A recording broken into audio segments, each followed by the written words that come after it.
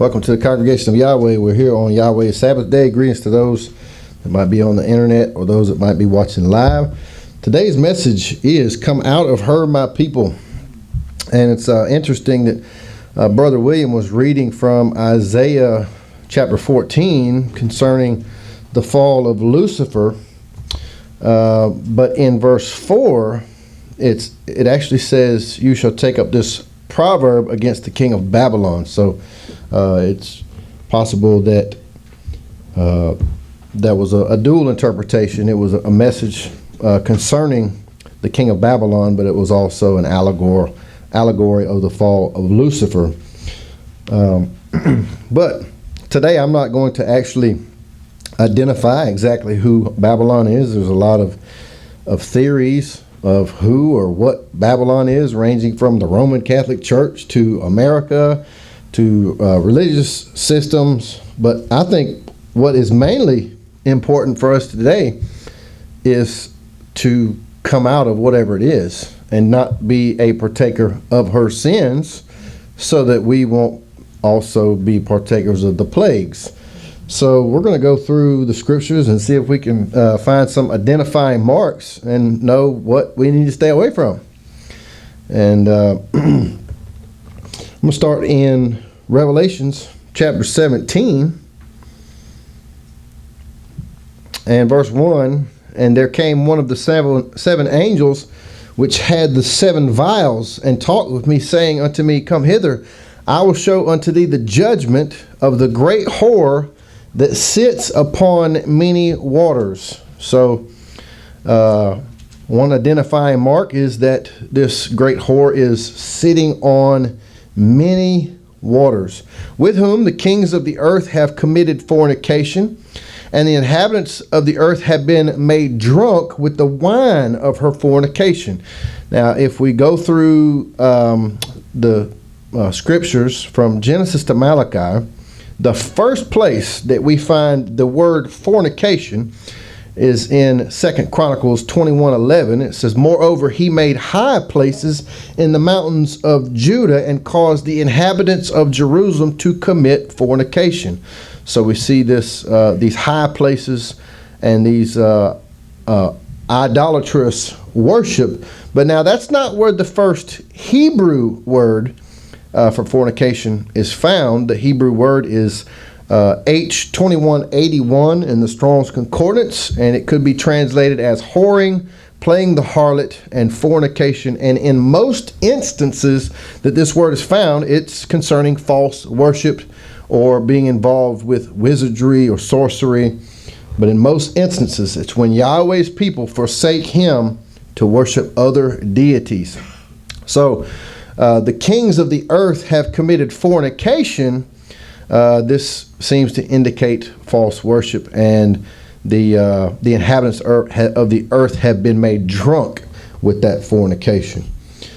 In verse 3, "So he carried me away in the spirit into the wilderness, and I saw a woman sit upon a scarlet-colored beast, full of names of blasphemy, having 7 heads and 10 horns.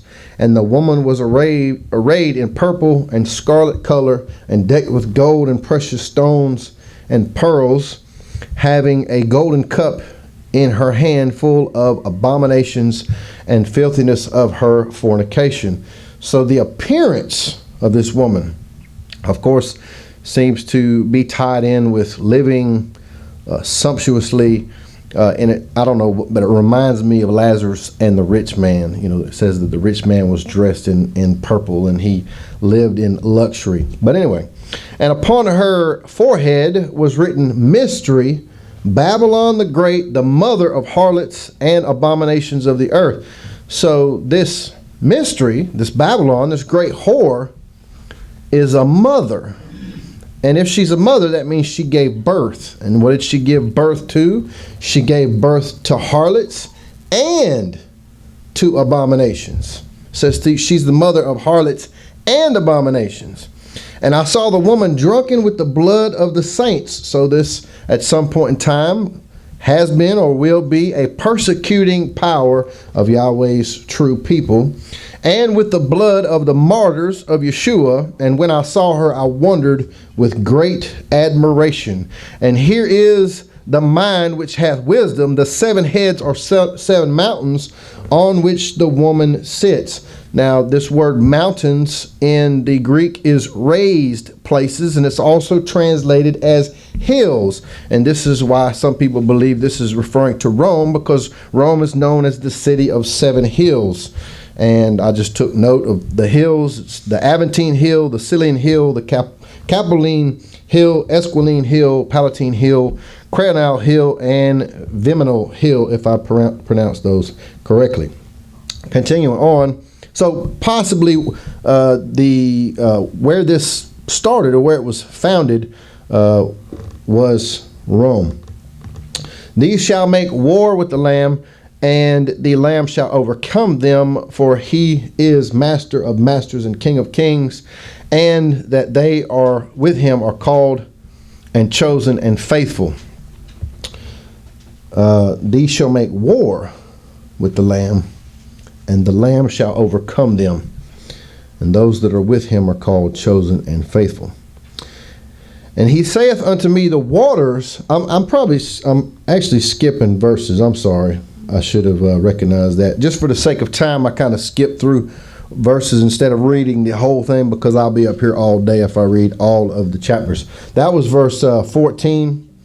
And verse 15 says, and he saith unto me, the waters which thou sawest, where the whore sits, are peoples, multitudes, and nations and tongues. At where we started off, it says that this great whore sits on many waters. And in verse 15, it says the waters that you're seeing are people, multitudes, nations, and tongues. So this whore is actually spanning over peoples, multitudes, nations, and tongues. And the woman which thou, this is verse 18, and the woman which thou sawest is that great city which reigns over the kings of the earth. So whatever this entity is, it is ruling over kings of the earth. Chapter 18 and verse 1.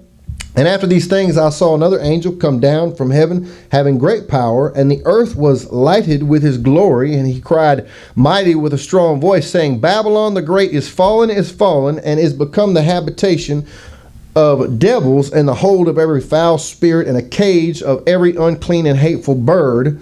For all nations have drunk the wine of the wrath of her fornication, and the kings of the earth have committed fornication with her, and the merchants of the earth are waxed rich through the abundance of her delicacies. And I heard another voice from heaven saying, Come out of her, my people, that you be not partakers of her sins, and that you receive not of her plagues. So whatever this entity is, Yahweh has his people in it, and he's asking them to come out. For her sins have reached unto heaven, and El has remembered her iniquities. The first thing that comes to my mind when I see reached into heaven, I think the Tower of Babel that was trying to reach into heaven. Reward her even as she rewarded you, and double unto her, double according to her works. In the cup which she hath filled, fill to her double. How much she has glorified herself and lived deliciously, so much torment and sorrow give her. For she says in her heart, I sit a queen and am no widow, and shall see no sorrow. Therefore shall her plagues come in one day, death and mourning and famine, and she shall be utterly burned with fire, for strong is Yahweh El who judges her. And the kings of the earth who have committed fornication and lived deliciously with her shall bewail her and lament for her when they shall see the smoke of her burning, standing afar off for the fear of her torment, saying, Alas, alas, the great city Babylon, that mighty city, for in 1 hour is thy judgment come. And the merchants of the earth shall weep and mourn over her, for no man buys their merchandise any more. The merchandise of gold, silver, precious stones, pearls, fine linen, purple, silk, scarlet, Thyan wood, and all manner of vessels of ivory, and all manner of vessels most precious wood, and of brass, iron, marble, cinnamon, odors, ointments, frankincense, wine, oil, fine flour, wheat, and beasts and sheep, and horses and chariots and slaves, and the souls of men. Interesting that Brother William was talking about materialism earlier. And the fruits that thy soul lusted after are departed from thee, and all things which were dainty and goodly are departed from thee, and thou shalt find them no more. The merchants of these things which were made rich by her shall stand afar off. Did I repeat that? Yeah. Okay, it's just similar to a previous. The merchants of these things which were made rich by her shall stand afar off for fear of her torment, weeping and wailing, and saying, Alas, alas, alas, the great city that was clothed in fine linen and purple and scarlet and decked with gold and precious stones and pearls. So this system seems to be tied into the economy. Now, in contrast, here we have a whore with harlots and abominations that are birthed from this whore. In Revelation chapter 12, we have a different woman. And verse 1, and there appeared a great wonder in heaven, a woman clothed with the sun, the moon under her feet, and upon her head the crown of 12 stars. And she, being with child, cried, travailing in birth and pain to be delivered. And there appeared another wonder in heaven, and behold, a great red dragon, having 7 heads and 10 horns, and 7 crowns upon his heads. And his tail drew a third part of the stars of heaven. This is where people get that Satan drew a third of the angels. And did cast them to the earth. And the dragon stood before the woman, which was ready to be delivered, for to devour her child as soon as it was born.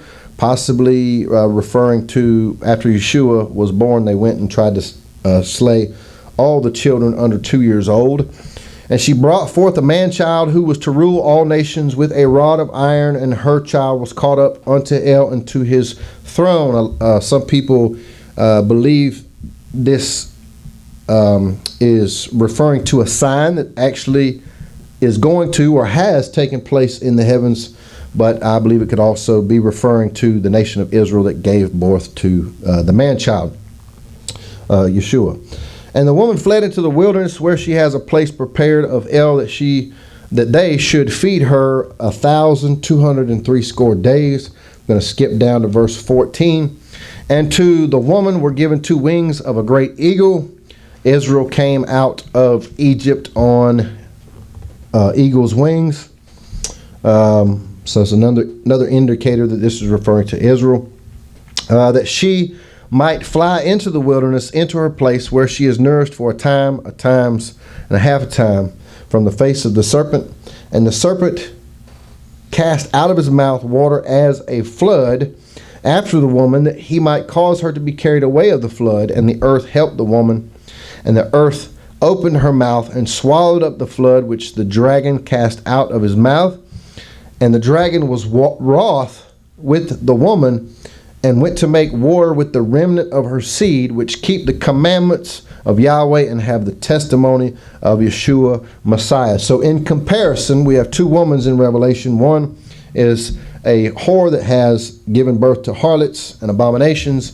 And then we have the woman from whence the Messiah came, and the remnant of her seed are those that keep the commandments of Yahweh. Which woman are we going to be part of? Now, let's find out some history to find out, why is this entity named Babylon? What identifying marks can we find throughout history to help us understand who or what this entity is? Let's go back to Genesis chapter 11.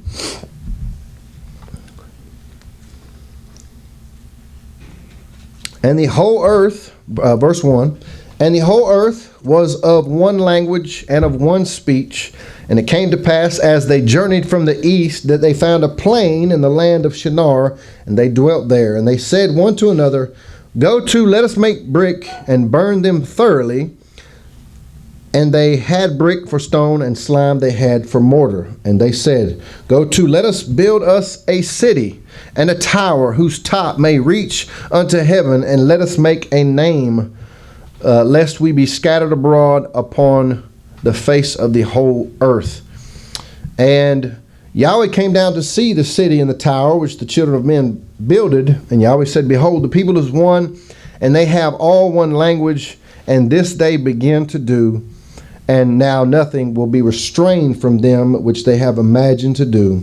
Let us go down and there confound their language, that they may not understand one another's speech. So Yahweh scattered them abroad from thence upon the face of all the earth, and they left off to build the city. Therefore the name of it is called Babel, because Yahweh did there confound the language of all the earth, and from thence did Yahweh scatter them abroad upon all the face of the earth. So this word Babel actually means confusion. And Babel also is Babylon. And this stemmed from a people trying to make a name for themselves and trying to reach into heaven. And that's a reminder of what we read about this prophecy to the king of Babylon, also referring to Lucifer, that he would go into the stars and be like the Most High and be, anyway, I can't quote the whole thing verbatim, but there's a similar spirit going on with this. In 2 Kings in chapter 20, how did Yahweh's people get in to Babylon? Something significant going on with that. And then we're also going to go to the book of Daniel, which Daniel is a book that was actually written while they were in Babylon. In 2 Kings chapter 20 and verse 12. Oh, actually, you know what? I'm sorry. For the sake of time, I'm not going to read that part. Let's go to 2 Kings chapter 24. What I was about to read, it was I'll just go ahead and paraphrase it real quick. Nebuchadnezzar had sent messengers to Hezekiah. Hezekiah invited him in and showed all of his riches, all of his gold, and everything he had, he showed him. And then a prophet came in and said, where'd these men come from? You know, what happened? What did they see in the house? He said, I showed them everything. He said, well, because you've done this, everything's going to be taken from you. And then we're going to pick up in 24 where that actually happens. Chapter 24 and verse 10. At that time, the servants of Nebuchadnezzar, king of Babylon, came up against Jerusalem, and the city was besieged. And Nebuchadnezzar, king of Babylon, came against the city, and his servants did besiege it. And Jehoiakim, the king of Judah, went out to the king of Babylon, he and his mother, and his servants, and his princes, and his officers. And the king of Babylon took him in the 8th year of his reign, and he carried out thence all the treasures of the house of Yahweh, and the treasures of the king's house, and cut in pieces all the vessels of gold which Solomon king of Israel had made in the temple of Yahweh, and as Yahweh had said. And he carried away all Jerusalem, and all the princes, and all the mighty men of valor, even 10,000 captives, and all the craftsmen and smiths. None remained except the poorest sort of the people of the land. And he carried away Jehoiakim to Babylon, and the king's mother, and the king's wives, and his officers, and the mighty of the land. Those carried he into captivity from Jerusalem to Babylon. So now we're going to pick up in Daniel chapter 1. You know, if Revelations says, come out of Babylon, come out of her, my people, and don't partake of her sins, it's very interesting that there is a book that's written by his servant while in Babylon, and the things that he saw while he was there, what he went through. And actually we're going to find out how they came out of Babylon. Very interesting, and I believe it's all allegorical, if you will, but it's a message for us today. In Daniel chapter 1 and verse 1, in the 3rd year of the reign of Jehoiakim king of Judah, came Nebuchadnezzar king of Babylon unto Jerusalem and besieged it. And Yahweh gave Jehoiakim king of Judah into his hand with part of the vessels of the house of El, which he carried into the land of Shinar to the house of his deities. And he brought the vessels into the treasure house of his deities. So here, I believe this is an allegorical message of mixing truth with error. He took Yahweh's holy things and put them into his idolatrous things, the mixing of truth with error. And the king spake unto Ashpenaz, the master of his eunuchs, that he should bring certain of the children of Israel and of the king's seed and of the princes, children in whom was no blemish, but well favored and skillful in all wisdom and cunning and knowledge, understanding science, and such as has the ability to stand in the king's palace, and whom they might teach the learning and the tongue of the Chaldeans. And the king appointed them a daily provision of the king's meat and of the wine which he drank, so nourishing them 3 years, that at the end thereof they might stand before the king. Now among these were the children of Judah, Daniel, Hananiah, Mishael, and Azariah, unto whom the prince of the eunuchs gave names, for he gave unto Daniel the name Belteshazzar, and to Hananiah of Shadrach, and to Mishael of Meshach, and Azariah Abednego. But Daniel purposed in his heart that he would not defile himself with a portion of the king's meat, nor with the wine which he drank. Therefore he requested of the princes and of the eunuchs that he might not defile himself. So the first test in Babylon in the book of Daniel is what they would eat. And I don't know about you guys, but one thing I have to defend very often is what I put in my temple. And I believe that there's those out there in Babylon that tell me I can eat what I want to eat. You can pray over a buzzard and that's going to make it clean. But I don't believe that's the case. And, you know, we have to defend our faith, to be obedient to Yahweh's instructions. So just like Daniel, Shadrach, Meshach, and Abednego, we will be tested. And we need to be faithful to only put in our temples what Yahweh said we're allowed to put in our temples. In chapter 2, there is a vision of the kingdoms of the earth. And the head of gold, Daniel interpreted this vision for Nebuchadnezzar, and he said, your kingdom is the head of gold. After him would be the Medo-Persian Empire.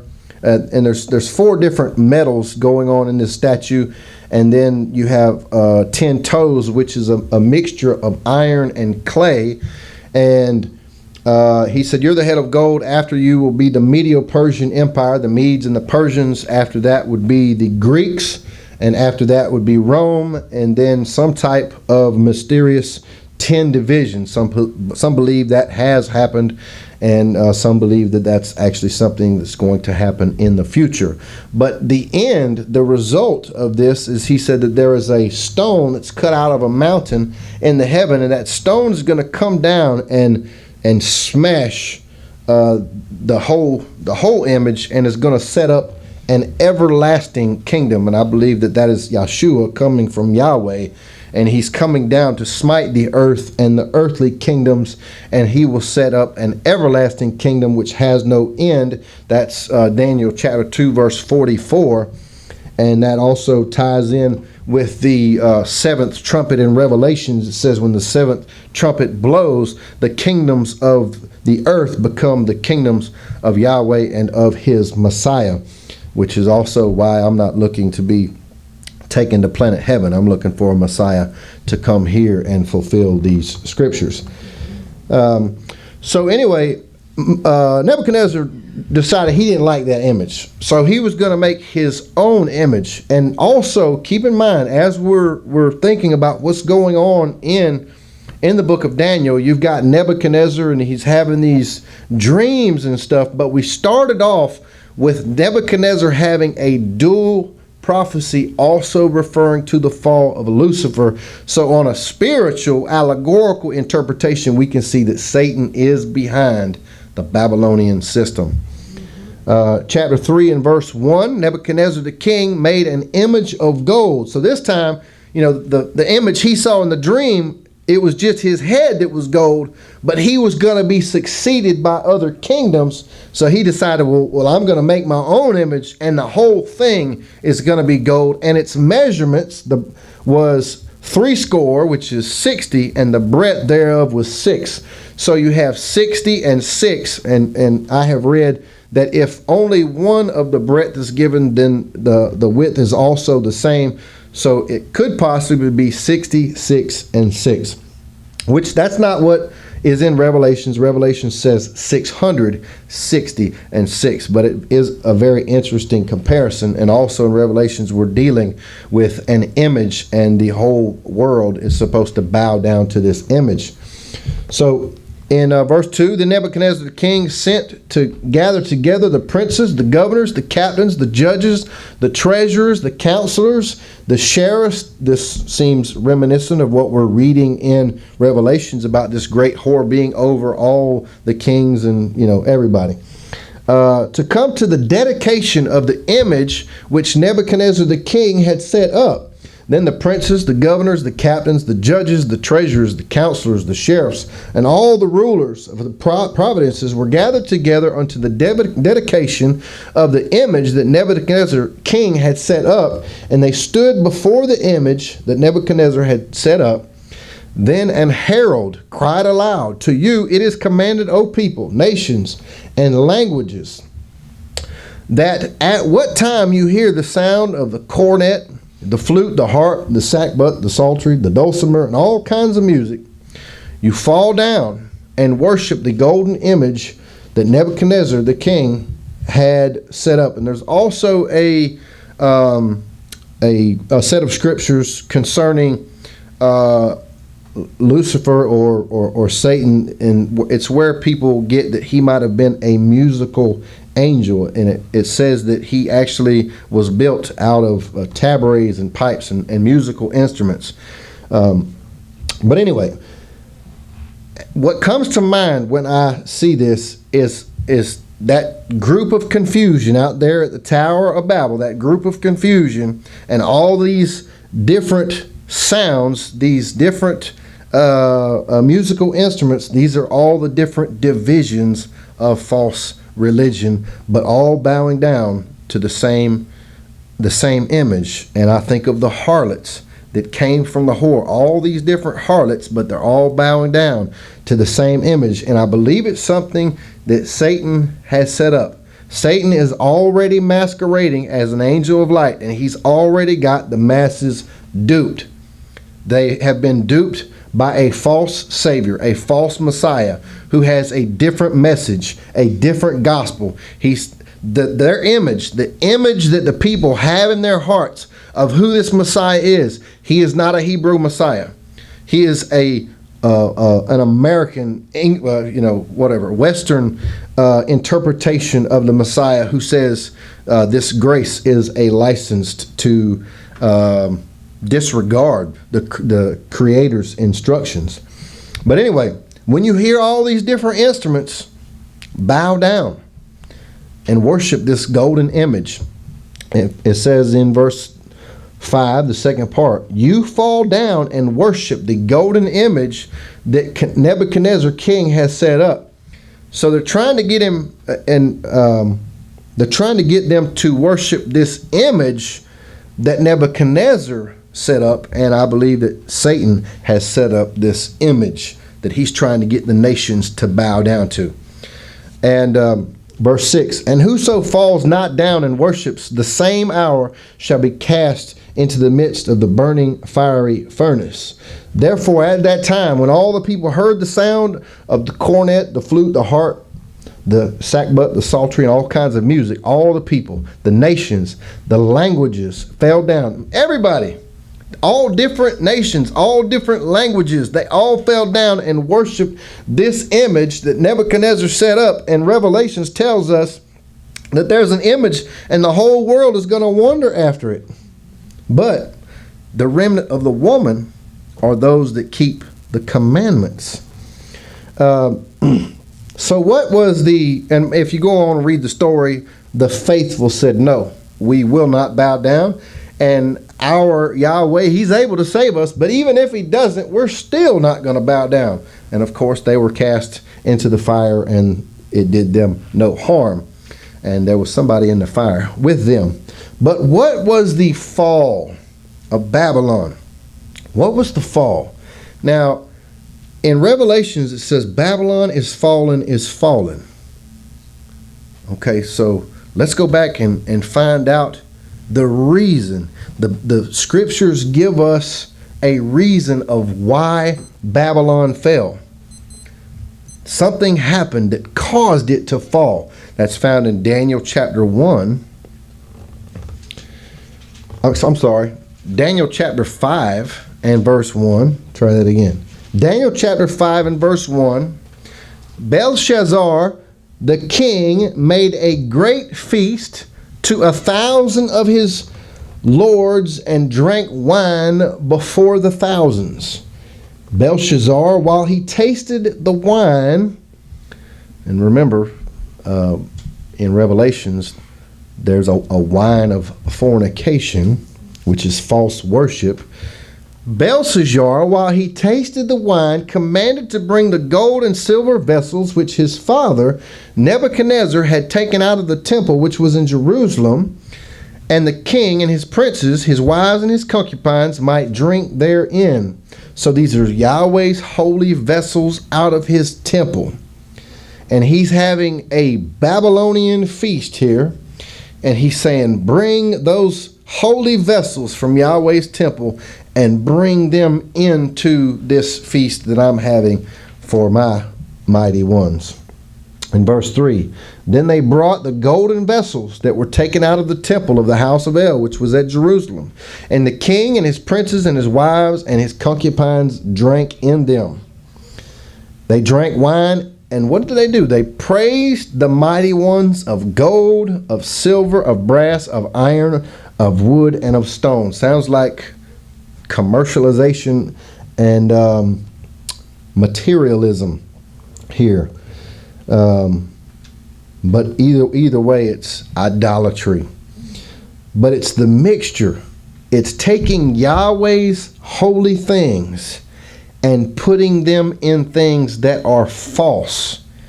And Yeshua says, I am the truth. I am the way, the truth, and the life. And a long time ago, not shortly, it wasn't too long after the Messiah had died and rose again, not too long after that, there was a mixture of truth with error. They took the truth of Yeshua and put him into falsehood. And possibly another indicator that the source of this was Rome. When Rome decided through Constantine that it wanted to be a Christian nation, they allowed them to keep their pagan customs, and they changed well, for instance, Saturnalia was around December the 25th, and they said, well, we'll keep that day, but we're going to celebrate the Savior's birth on that day. And of course, you have Ishtar, the fertility goddess, that got changed to Easter. We're going to call that Resurrection Day. So they held on to the false, but tried to mix the true in with it. So in the same hour came forth fingers of a man's hand and wrote over against the candlestick upon the plaster of the wall of the king's palace. And the king saw the part of the hand that wrote. Now I'm going to skip down to the conclusion of this and why this happened. Daniel's going to tell us that the reason Babylon is about to fall is because of what he just did. Because he took what was holy and put it into what was profane, Babylon is going to fall. And I think that's a key to understanding Revelations. Babylon is fallen. Come out of her, my people. Why? Because she has mixed what is true and what is holy with what is profane. Verse 18, O thou king, the most high, El gave Nebuchadnezzar thy father a kingdom and majesty and glory and honor. And for the majesty that he gave him, all people, nations, and languages trembled and feared before him. Whom he would, he slew, and whom he kept alive, and whom he would, he set up, and whom he would, he put down. But when his heart was lifted up, and that was another sin of the fall of Satan. He was filled with pride. But when his heart was lifted up and his mind hardened in pride, he was disposed from his kingly throne, and they took his glory from him. And he was driven from the sons of men, and his heart was made like the beasts, and his dwelling was with the wild asses. They fed him like with grass like oxen, and his body was wet with the dew of heaven, till he knew that the Most High El ruled in the kingdom of men, and that he appointed over it whomsoever he will. And thou, his son, O Belshazzar, hast not humbled thy heart, though thou knew all this. So Belshazzar knew what happened to Nebuchadnezzar. He knew that he had been humbled. But verse 23, but you lifted up yourself against Yahweh of heaven, and they have brought vessels of his house before thee, and you and your lords, your wives, and your concubines have drunk wine in them. Remember the wine of the wrath in Revelations, the mixture of truth with error and false worship. And thou hast praised the deities of silver, gold, brass, iron, wood, and stone, which see not, nor hear, nor know, and the El in whose hand thy breath is, and whose are all thy ways, hast thou not glorified. Then was part of the hand sent from him, and his writing was written. And this is the writing that was written. Many, many tekel upharsin. And this is the interpretation of the thing. Many, El has numbered thy kingdom and finished it. Tekel, thou art weighed in the balances and art found wanting. Perez, thy kingdom is divided and given to the Medes and the Persians.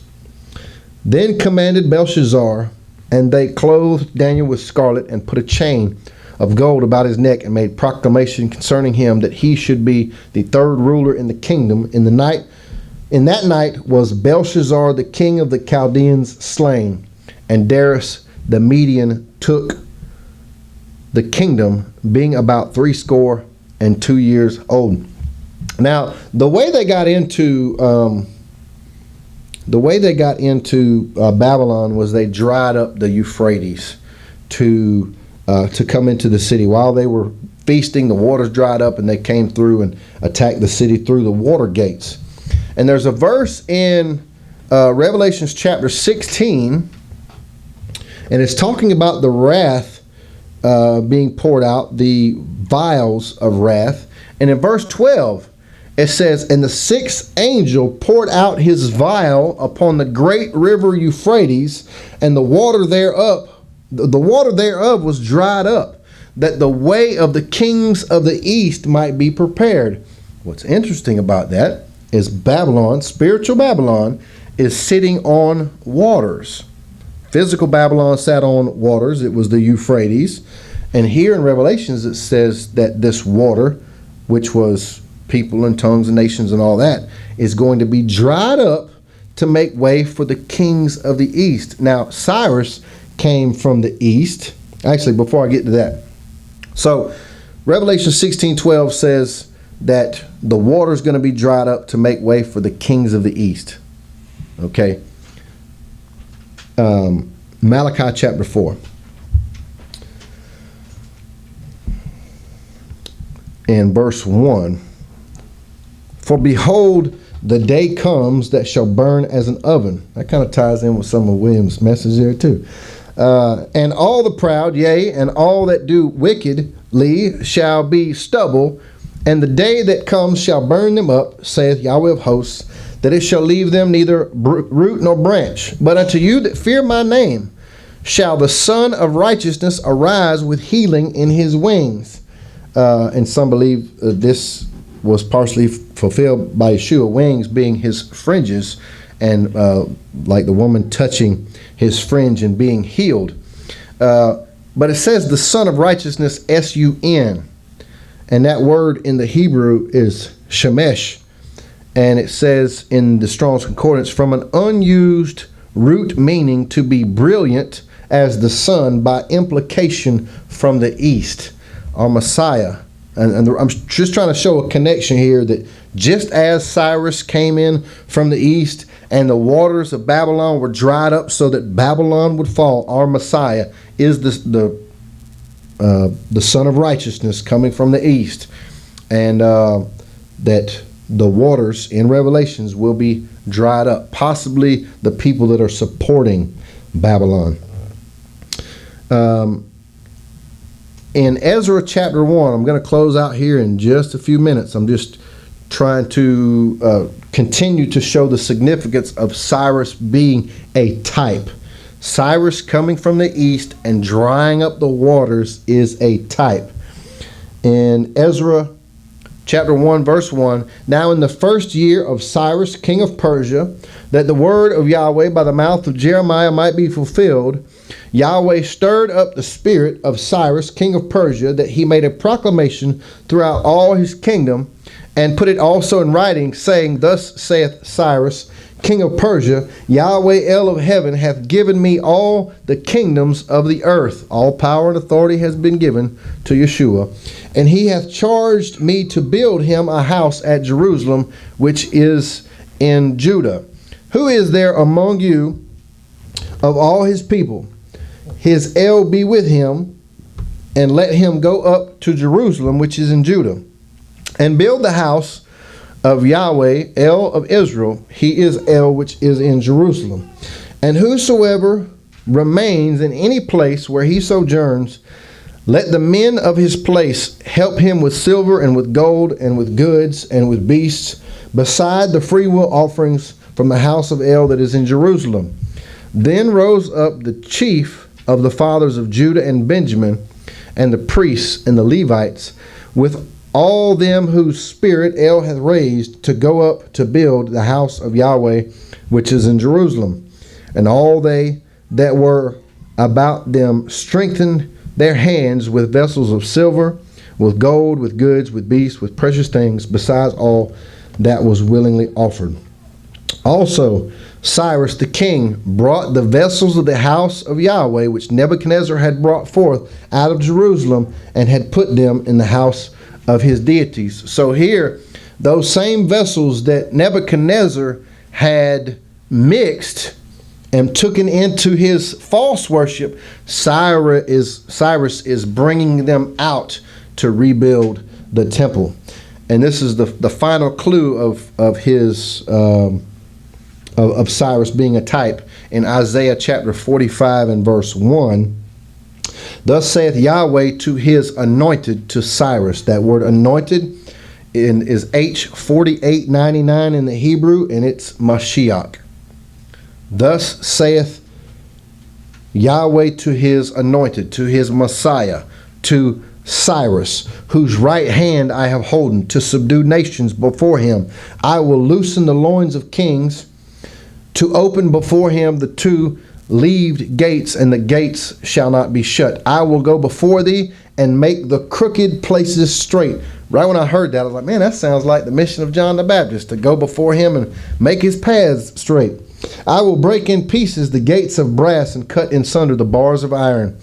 And I will give thee the treasures of darkness and hidden riches of secret places, that thou mayest know that I, Yahweh, which call thee by thy name, am the El of Israel. So as you can see, there's a lot of information that goes along with this, and there's definitely a significance and how these things tie in allegorically. And to understand what Revelations is talking about, it's easy to see that we need to understand what was going on with his people in Babylon. But whatever it is, we need to separate that which is holy from that which is unholy, which is all about being set apart. And the only way to be set apart is obey Yahweh. Hallelujah.